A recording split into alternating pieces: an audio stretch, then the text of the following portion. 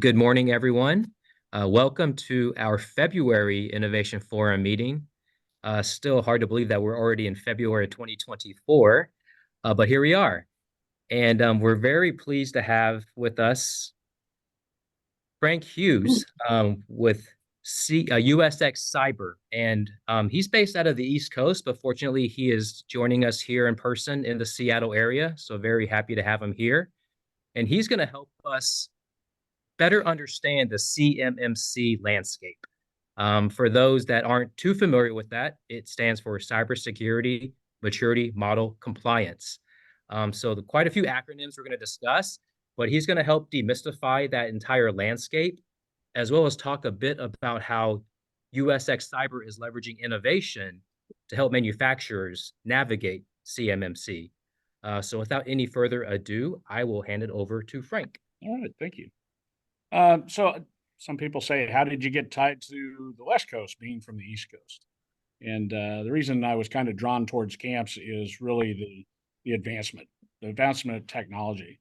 I work in IT, cybersecurity, those type things. They move at a rapid pace, but I'm interested in what's going on elsewhere. My background, I've worked in cybersecurity for 20 plus years, worked with federal agencies to secure their data. I've worked in the compliance section for, a lot of different agencies to secure NOAA, patent and trade, a lot of different national archives, worked with them as well. So I've been in the cybersecurity line for a long time. And one of the things I really saw was cybersecurity was really focused on big business and big government. The tool sets are very expensive. Maintaining them and having the right people to run them was very expensive. And I wanted to take a shot and try and put something together for small and medium businesses. And that's what USX is built for, is small and medium businesses.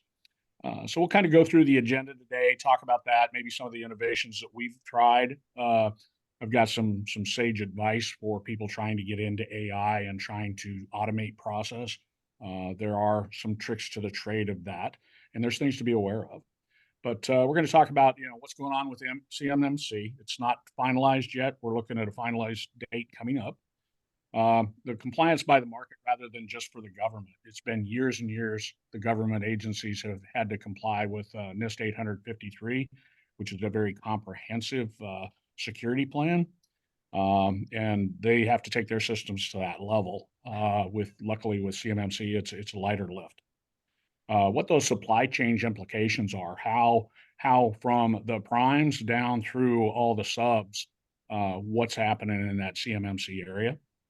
And then we're going to talk a little bit about the compliance versus the protection. They're actually two different things. Compliance is a portion of protection. And then what that CMMC journey looks like, whether you're doing it yourself, trying to go for one of the lower level compliance levels, or if you're going higher, how to find partners and things like that that you can work with. So, what's going on with CMMC? We keep a very close eye on it. Right now, they just released on Christmas Day. We actually got an early release, but Christmas Day, they released CMMC Model 3. So Model 2 is one that's been generally put out there, and it really covers level 1 and level 2.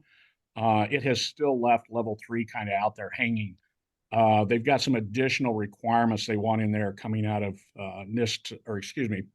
FIPS 172. 171 is what the 110 controls in level 2 are based on. They want to add some additional ones. They've had some problems determining what those are.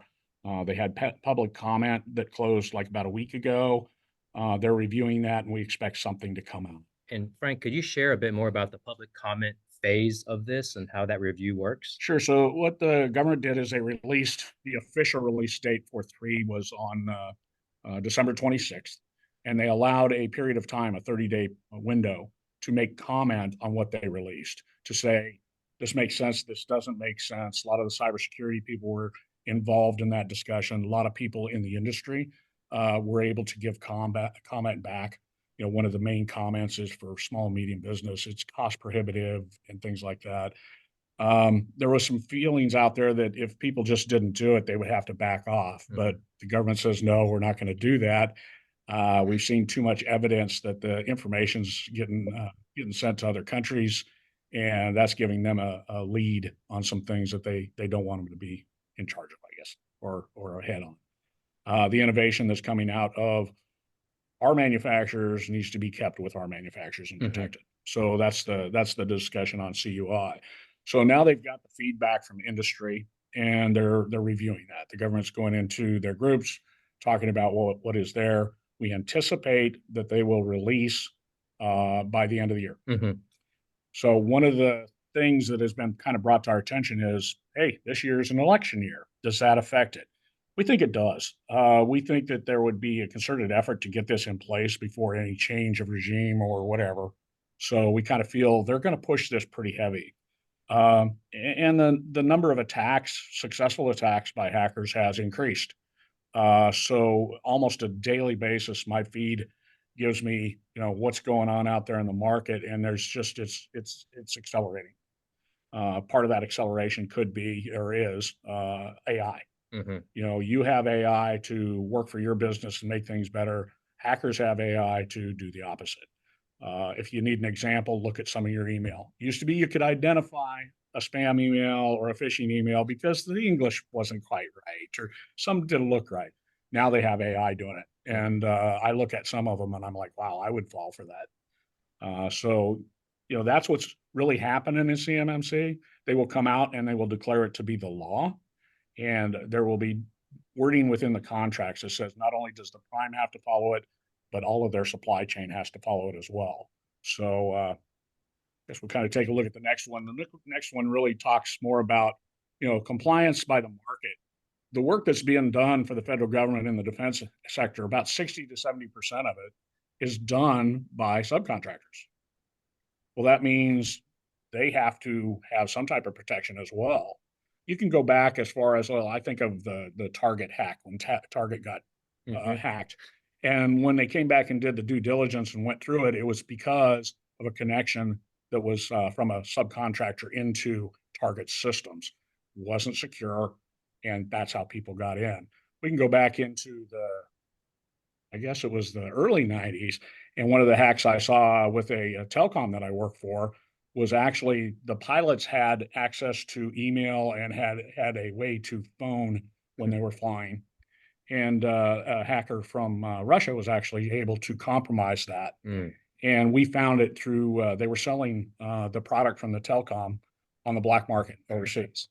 And so they were losing money. And that's what really got me into the cybersecurity is to, see what's happening. How do you plug those holes? How do you make sure that you're going? And then for the small business or medium business, if you outsource your IT, they're going to have to be compliant as well because they have access into your network and your systems. So right now, if you have a guy, Fred, or whatever that supports your IT, takes care of building machines for you, takes care of your network, things like that, you're going to have to figure out how you're going to get him compliant as well. And any subcontractors that you're bringing supplies from and different things that hooks into your systems, you're going to have to look at that. So that's what the overall CMMC is. It's that entire chain in the defense industrial base. So it's everybody.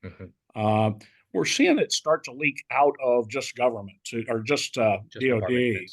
We're seeing it at DHS.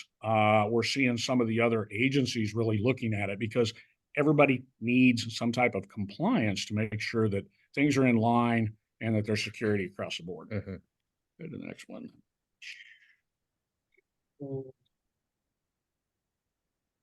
And as folks have questions, please feel free to come off mute and just chime in. We'll make this interactive. Obviously, we're throwing a lot of acronyms out. So anything that we need to explain further, please, by all means, chime in. Oh, yeah, definitely. So again, I'm talking a little bit about the supply chain implications, and it really is the subcontractor relationship with the prime is the most important, but then there's the subcontractor to the subcontractor.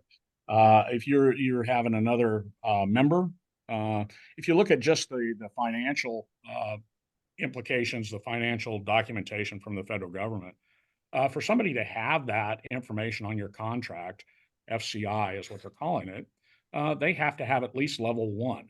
If they do not have a level 1 clearance, then they can only be given a subtask, which means they can't be given any of the information directly, like drawings, things like that. But they can't have the financial information on the contract as well, so they wouldn't be able to see that.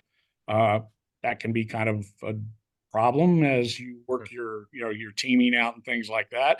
So it's really important that you understand it's all the subcontractors below you need to have at least a level 1. Level 1 is only 17 category or 17 controls. And for a normal contract currently, under one of the default, there's 15 of them that have to be in place already. So there's only a couple more that you need to look at to get somebody to a level 1. Then they can actually see that FCI and receive information. To hold drawings and anything that is determined to be CUI, that's controlled unclassified information, they have to be a level 2. So that would be, things that have drawing specifications that you're building for the government, specifications from the government, all of that. And it can be anything. People always ask me, what's CUI? How do I know it's CUI? It's anything that somebody determines is CUI. So Norman looks at the document, he's like, I think this is CUI, and he marks it CUI. Now you have to handle that in a specific way. So when I was in the Air Force, Frank, we had something called FOUO for official use only. Which is gone. Yes. Sensitive, but not classified. Exactly. Yes. So this is their new handling of that type of information. I've worked at all levels in the clearances, Q, TS, SCI, TSS, and they all have specific handling, specific ways to do things, but you still see stuff leak out from time to time. Right. This is their attempt to control that a little bit more, to lighten what would happen. We're saying the CUI is not life-threatening information. This is not something that's going to get somebody killed. This is information on, drawing specific drawings for something that's in an airplane or something that's in a tank or something that's it can be about anything. It's just they don't want that information out. So it's anything that somebody determines is CUI. The government is known for classifying higher than they need to. So I anticipate the CUI stuff's going to be kind of the same way. That looks like CUI because we're talking about this in an email. So you just got to be aware it can be marked CUI, has to be handled in a specific way once it is. And there's the possibility that you would be marking something CUI as you're working through your contract and building specific designs and such that you're handing over to the government. It could be marked by you through that once you're actually certified as being compliant. So, and the one thing I got there on the back, don't forget about your SPURS. So that SPURS score ranks you against those 110 controls.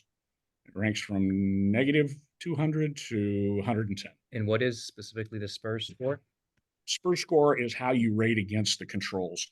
So if they have a requirement that you have to have encryption on your then you need to not only make sure you have encryption, but you also have to make sure that you can prove that you have. So you have to have the evidence of it as well. Then you can put that into your SPURS score. What a lot of subcontractors are starting to see from the bigs, right? The Boeings, the General Dynamic, Northrop Grumman's, they're starting to get questionnaires. Comes in their email, they say, hey, answer these questions. I think I've 25 of those. It's all the questions of, do you do this? How do you protect this? And that is actually looking at the different controls you have in place and looking for what your SPURS score is. A lot of the bigs are starting to look directly at that SPURS score.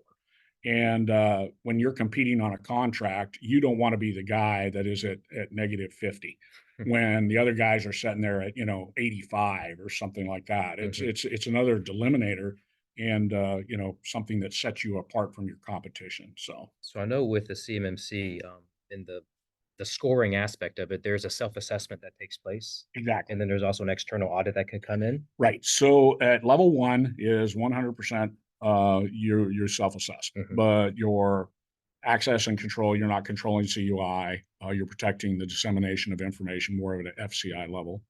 Then you get into a level 2, and the level 2 is when you go to that 110 controls, which includes monitoring those controls to make sure that they don't change, providing the evidence of the controls.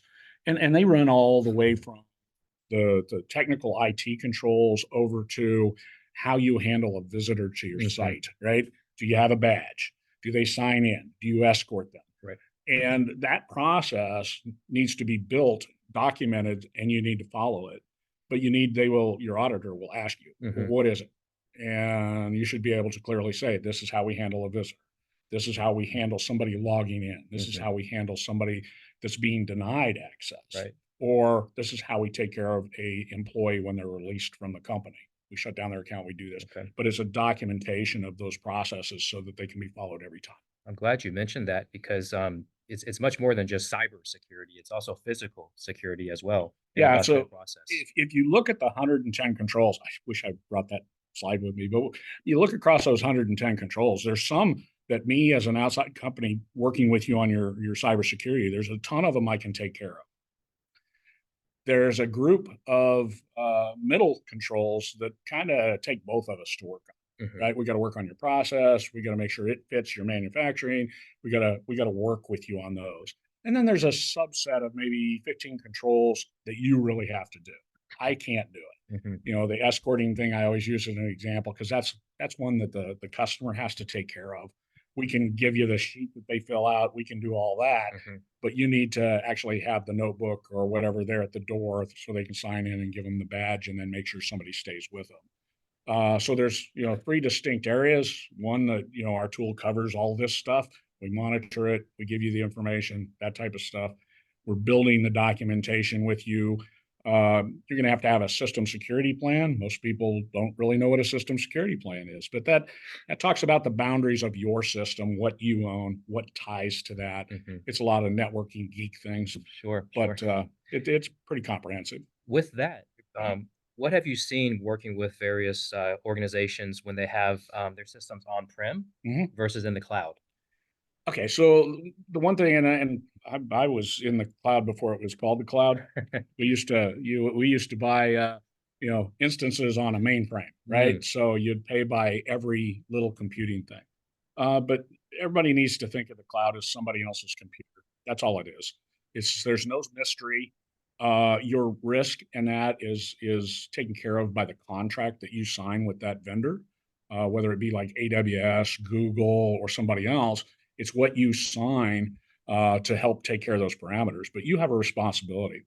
If you have a cloud, let's say AWS, you still need to monitor who's logging into it, who's attempting to log into it. Are they coming from the U.S. or so geo border fencing it to hmm. say people from these countries can't get into it? There's a lot of work that goes around protecting that, but you're not maintaining a server, hosting it in a data center, having an engineer that has to patch it and run it and do all that. You're doing it more online, and that has been the government has pushed themselves into that, and there's a lot more in the manufacturing in that. Rather than Bob has a server sitting in his office, if Hmm. you have a file, you put it on it. There's a lot more security controls that go into that overall approach. And you gave me a great segue for this one. Perfect. The cybersecurity is one piece of the overall product. Just because you're compliant, it doesn't mean you're fully protected. There's a lot of other considerations to take into consideration. The cyber insurance, huge market out there. We talk to a lot of the different companies. We have some companies that just by attending a webinar on cybersecurity, you get a discount on your cyber insurance because it's getting like malpractice insurance. It's getting expensive because of the amount of hacks that are happening. But risk management is not just your cyber. Risk management are all the other things that are going on with your business. It might include a new competitor. You're looking for ways to be more competitive against that competitor. Oh, well, we could do CMMC. That's going to get us a little further ahead. Uh, and then with CMMC, it's not only the controls but the artifacts. Hmm. The artifacts are all those pieces that show that you do it and your settings are correct on the controls. And we do it with we call it a electronic notebook. Hmm. So when you sit down with an auditor, you've got a group of the documents to show that auditor so that they're not hanging around asking questions. Yep. We want to make it as painless and as quick as possible because once you're prepared for the audit, the auditor sees you're prepared, the questions go down, the hackles go down. Then it comes back to cyber hygiene. Cyber hygiene is really how you handle data. Do you have sticky notes with your passwords? things like that. And I know how overwhelming it is because you got to have a different password for every different thing. It expires every so often. So we talk about, multi-factor authentication, getting a challenge back on your phone to say, yeah, it's me. Those type of things help secure you and that data.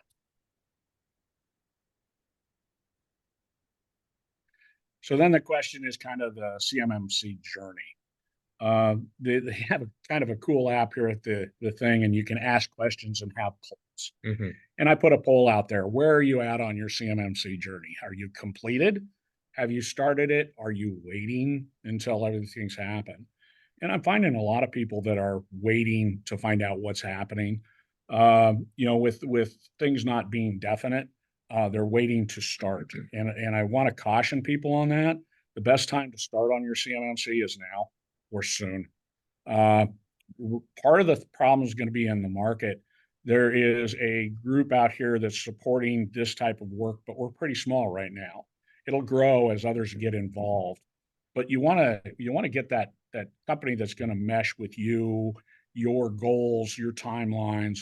The time frame on this is 12 to 18 months. You can go a little faster if you have time to get some of the stuff done.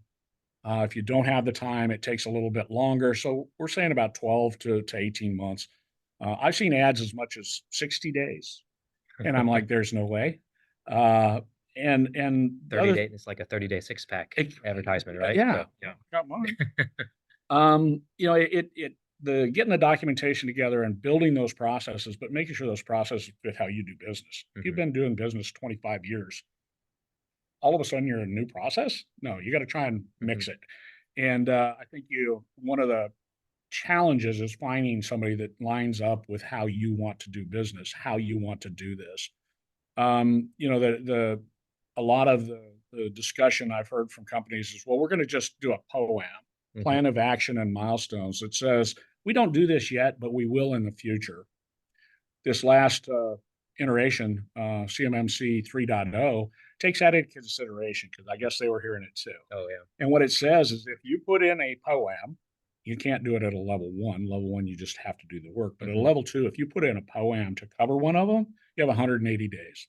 That 180 days clock starts that day. And if you do not complete that work within the 180 days, you go back to zero and you've got to start over. So the idea of just POAMing everything is not going to work. One of the concerns too on these guys that are doing it 30, 60, 90 days, the documentation is very boilerplate. And the auditors will catch on to that pretty quickly. Wait a second. Do you really do this? Show me. And won't be prepared for that. And that again will set you back. But there's really the scoping and assessment. I think it's really smart for companies to get a gap assessment, find out where the holes are, what they need to work on, and that's where that happens. Then you get into the implementation and configuration, the actual putting the documents together, working through the process, and that. Then we do the actual documentation and governance to oversee and make sure those processes are working for you, and also those are the ones you're going to adhere to. And then there's a change process. If something needs to change, you will have a documented change process that it has to be approved. You can't just make a change, and that will be considered in your next audit. Then there's the piece of the ongoing monitoring and response. Ongoing monitoring really talks more to the tool that's overseeing, looking for threats that are coming in, looking at your configuration management, vulnerability management, the software on your servers, laptops, even your IoT devices needs to be patched. It needs to meet certain criteria, and you've got to have a plan in place to take care of that. Make sure things are getting patched in a timely fashion. Then there's also, in our business, we call it 0 days.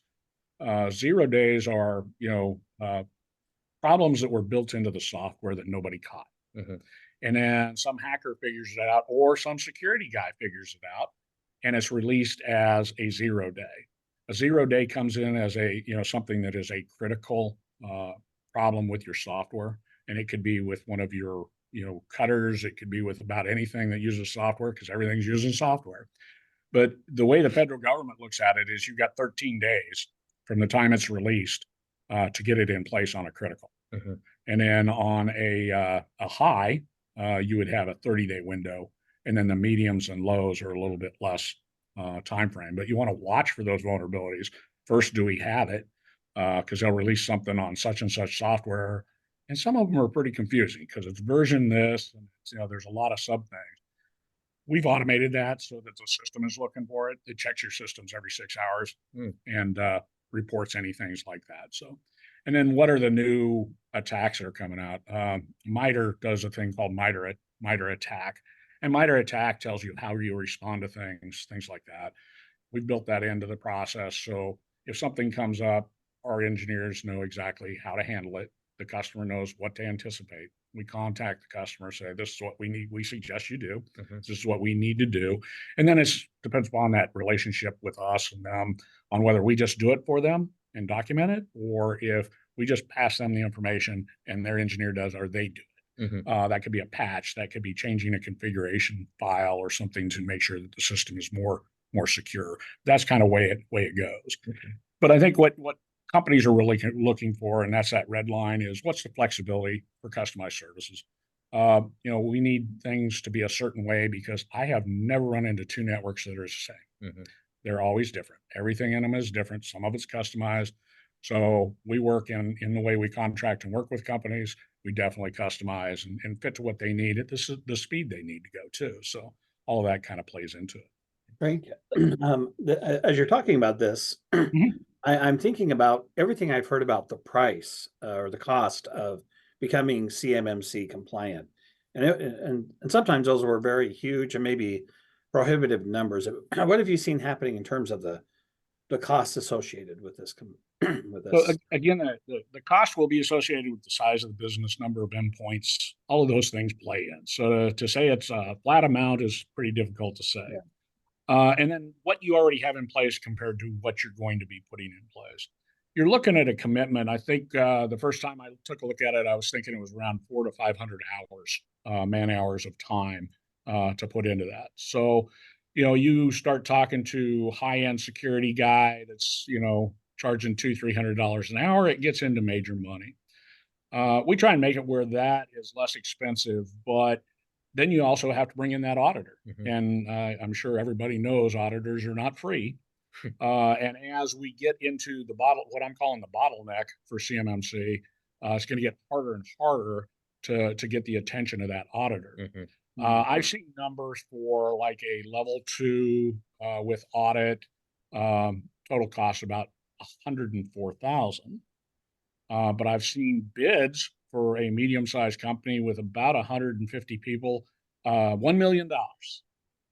And I'm still trying to find which company was going to sign that contract because that would be great. But that's just ridiculous. It's really getting into and so one of the plans or one of the things we do with our customers is, let's say there's a 12-month time frame. We try and break that pricing up to a 2-year roll so that they can spread that out a little bit, because to write those checks is not good. Then you got to do that return on investment kind of thing where 80% of my customers I don't have to worry about. They're in the private sector. 20% of my business is in the government. How much should I put into this? And sometimes it's hard to get that focus over on that 20%. But if you're trying to grow it, you need to do it. The competitive advantage of being CMMC will drive more business to you as other companies drop out. So that can be that differentiator that gets you into that prime. And then you can build off of that. And maybe part of it's DOD and part of it's other stuff like with Boeing, right? Yeah. Part of it's DOD, but part of it's in their airplane manufacturing. It enhances that relationship. So I think it's pretty important. To just click on it is pretty much saying we don't want to do any of the DOD stuff and walking away from those opportunities. Yeah, Frank, I'll just mention the price you mentioned for that level 2 with audit is about half of what I was hearing maybe a year or year and a half ago. I think a lot of people are really understanding. And like I said, we're built 100% on small, medium business. We know they can't afford that, right? So we've got to find, industrial ways to make it less expensive. Is there some templating? Of course there is for some of the documentation, but we take the time to, build that into what you need. There's certain things that you're going to say, there's no way I can have passwords reset every 90 days. My guys couldn't remember it. I can't remember it. And not being able to use one, more than once every 5 years or something like that. It gets ridiculous. But there's ways to figure that out. And we feel that the companies that hire us are really looking for that background and professionalism that we bring to the table to find the easier way to do things without making it overcomplicated. Some of the companies will bring you a spreadsheet and tell you, you do all this. Well, if you're trying to run a business, you don't have time. Now you look down the chain. Who works here that can do that? It's taking them off other things such as building widgets. So I think getting the right partner for a company is really key to take some of that load off of you. And then we work with people on the overall pricing and that to try and get it down.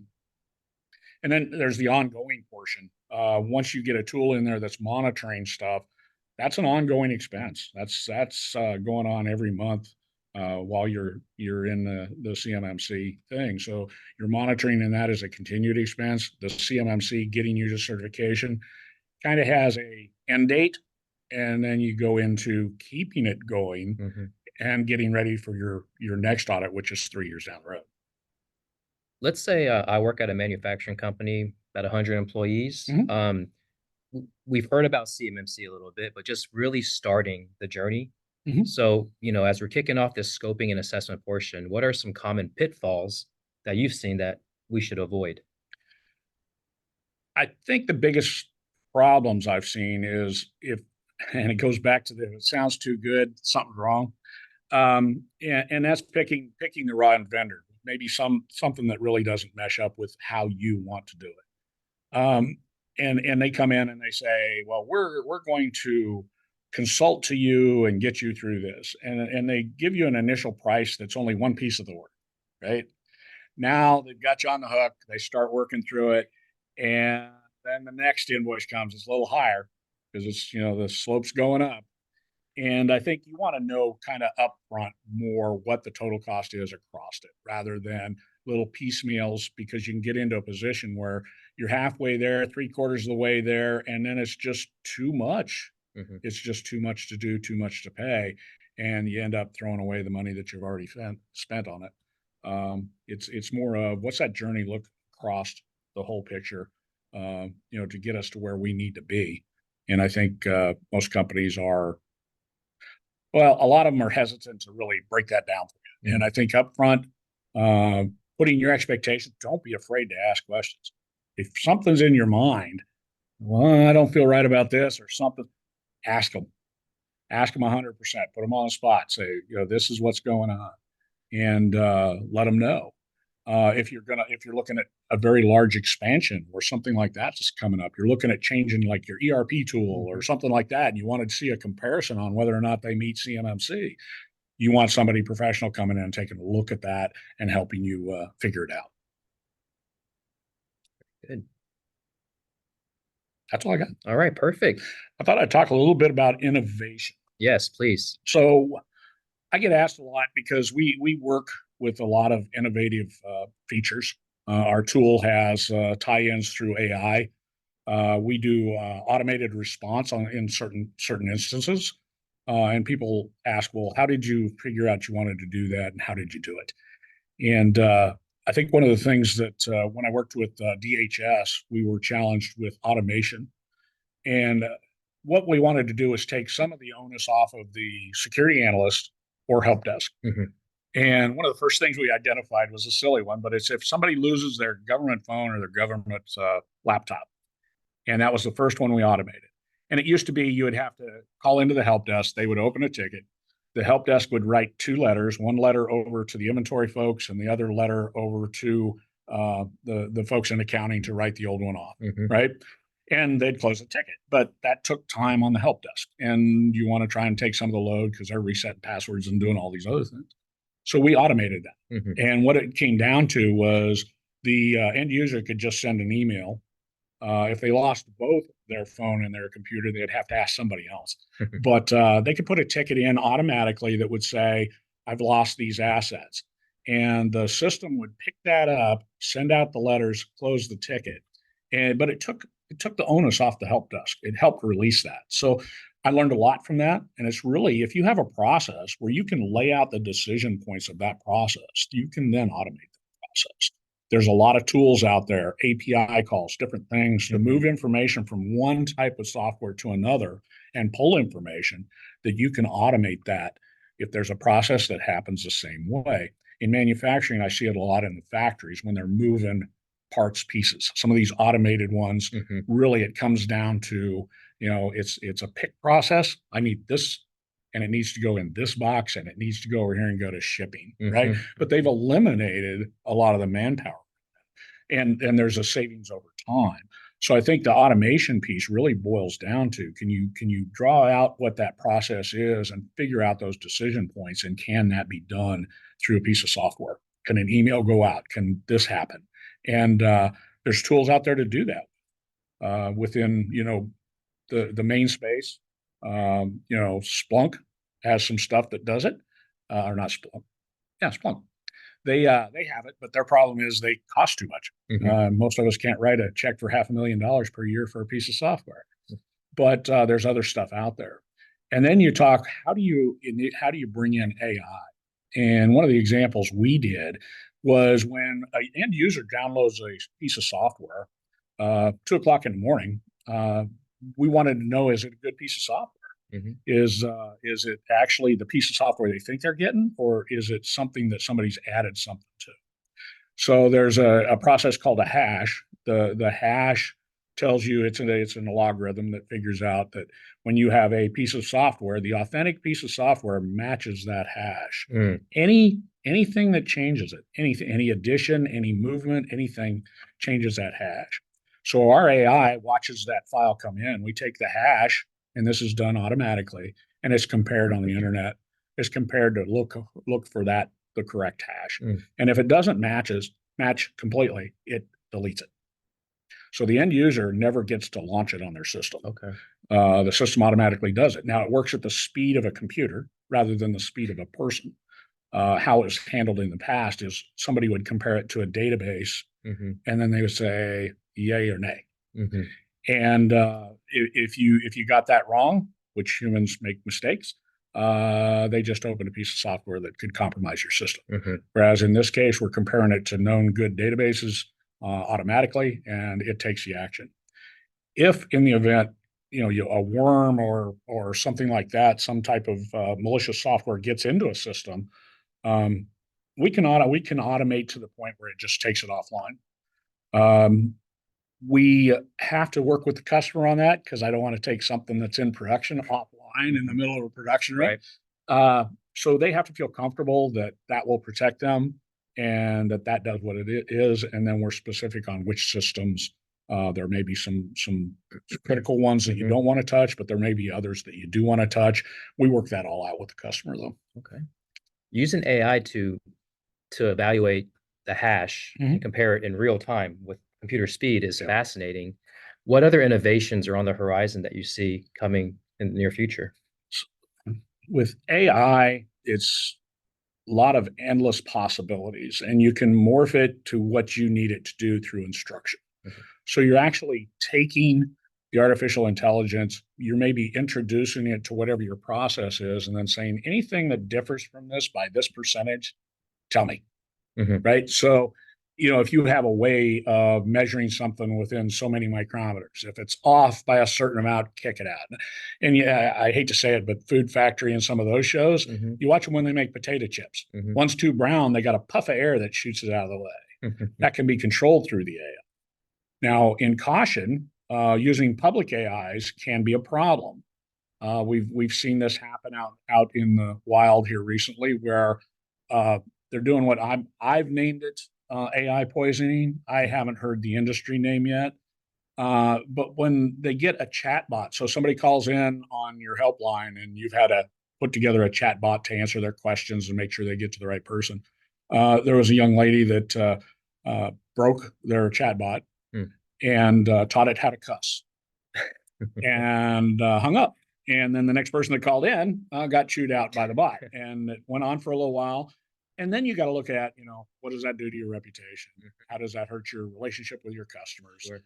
there's a lot of things that can become a problem. But when you look at the greater AI, if they're poisoning ChatGPT Hmm. to do certain things that are not what it would normally do, then they're poisoning the information that comes out. You have to have a check and a balance to make sure that the data that you're getting out is correct. There's got to be a way to make sure that it's consistent. Hmm. And those things are the ones that are on the horizon to help filter that. The other one is there's a lot of ways to build your own AI, and then you control the data that's going into it.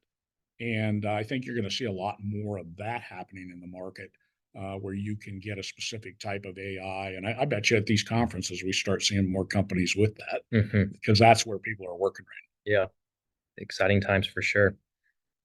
And I mean, Kirk, just over the years with camps, I'm sure that you've seen just these innovations pop up at a faster and faster pace. It's almost exponential now. now. Yes, I was just thinking that you were talking, Frank, about just things that people are doing that a machine could probably do much better, much faster, and eliminate bottlenecks. And I'm sure it's overwhelming almost the innovations. And I'm seeing this I think I've talked to seven new companies in this last year who have, I think, amazing innovations coming, towards manufacturing. And you're probably hearing about them in all different kinds of places. Um, Frank, could you just talk a little bit about like does your company just do CMC and security, or does your company do more than that?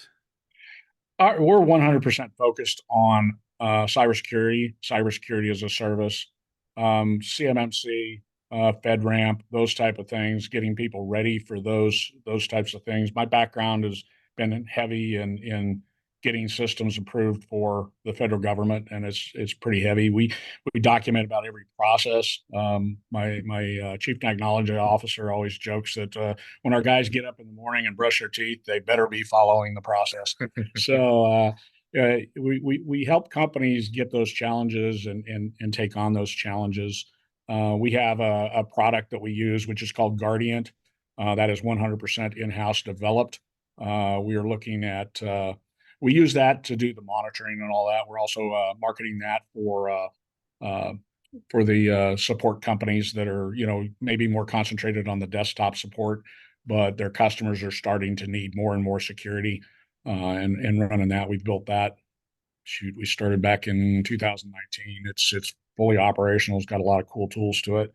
And all that stuff, like I say, again, is focused on small business, not looking to go into the Lockheed Martin or Boeing and do their cybersecurity. I've been there, done that. So it's more about getting people secure and making sure they can do what I need you guys concentrating on making stuff, and I'll take care of the bad guys. So that's what we do. We like that a lot. And it sounds like to me, a lot of things you're doing just make it easier for companies so that this is less of a headache. Yeah, like I said, I want you guys making widgets, whatever that widget is, your specialty. I need you making that. I like being able to get on a plane and get all the way out here safe and get it back home. I like getting in my car and being able to go do what I need to do. And without manufacturing, a lot of the innovations aren't available. So manufacturing make it happen. That's why we really focus on manufacturing. We're working healthcare, working with the education system. University of Southern Mississippi, as a matter of fact, is one of our customers. And we enjoy the manufacturing thing. We get to come here to these conferences and see some great innovation and new toys. I saw a bunch of stuff I'd like to have in my garage, but I don't know if I have room. But we want the manufacturers to manufacture. We'll take care of the cyber for them.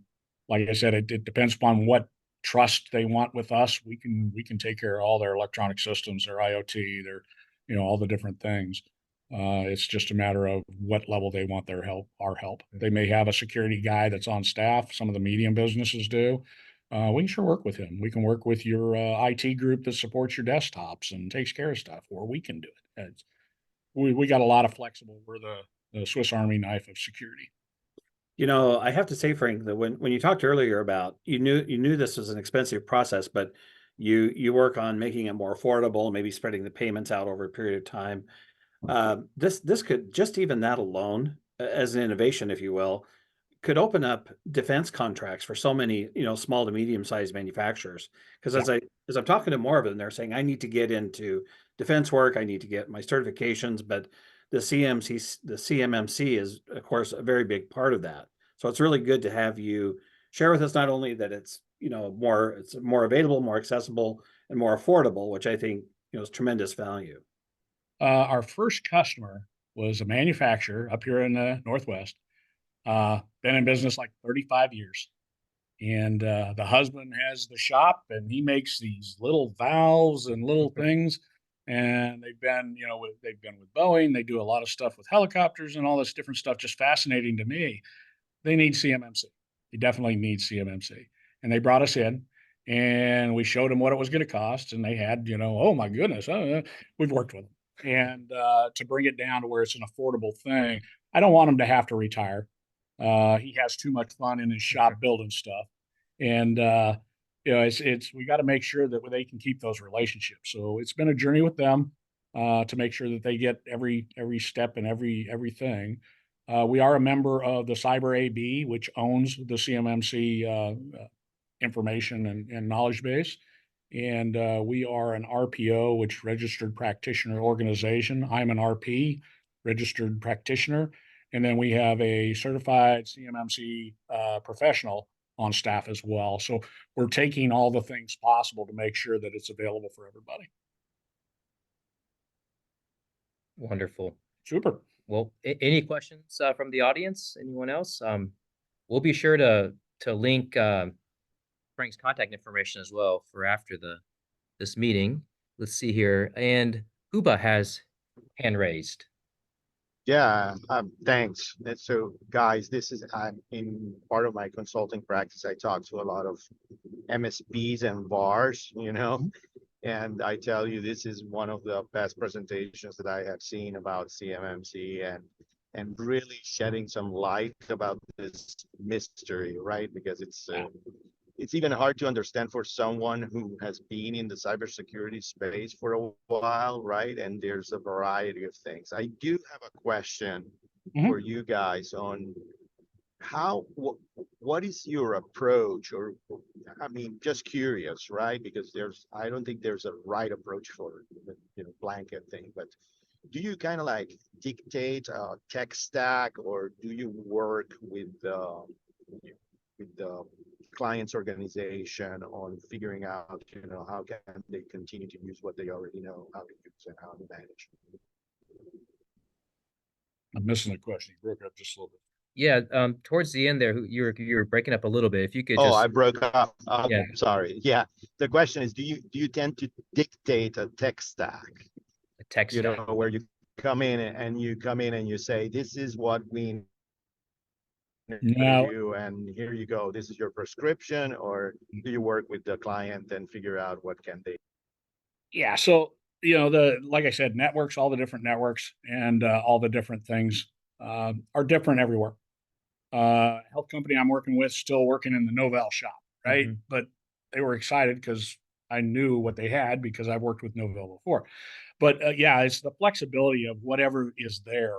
You get into the IoTs with healthcare, the monitoring and all that type of stuff, and getting that data. We want to know if somebody's trying to access it, what's going on with it, and getting that information into our system so we can alert on things is a big job. It's a lot of work.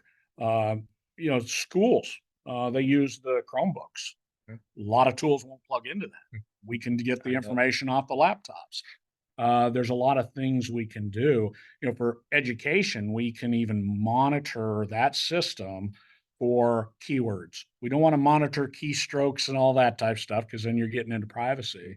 But we can monitor for keywords, and like the school board would set what the keywords were, and then you would alert on it. And then that person would go into a profile to say, maybe we should watch. Maybe we should take a look at this. You can do that with work too. That's been around for a long time on the government agencies. When you have the government furnished laptop, they're monitoring what's going through that system totally. We can do that to that level. But the flexibility of what the customer wants, what fits their how they do business, all those need to be taken in. So everyone that we've done so far is really modified. Tech stack's different. They've got some tools they really like. We can pull that information in from those tools and use that information, or we can provide that. If you like what you have for your virus system, we can use the information out of that. And it could be the Norton, it could be this, it could be, doesn't matter. If you like it, you can keep it, and then you plug the information into our system and it processes for the alerts. Thank you. Yeah, Very thank good. you. Thank you for the question. Anybody else? And if not, as I mentioned, we'll share Frank's contact information with the CAMPS community for you to reach out on any of your CMMC questions. Yeah, please feel free to give me a ring. I will answer if I can. If you leave a number, I'll call you back when I can. So sometimes we get a little busy, but I try to make time, and we're here to help you out. Perfect. Well, Frank, thank you again for taking the time. Thank you. I'm happy to have you here in Seattle. Yeah. Folks on the line, appreciate you taking time out of your days to join us. And hope you have a great rest of your week, and we will see you in March. Thank you, everyone.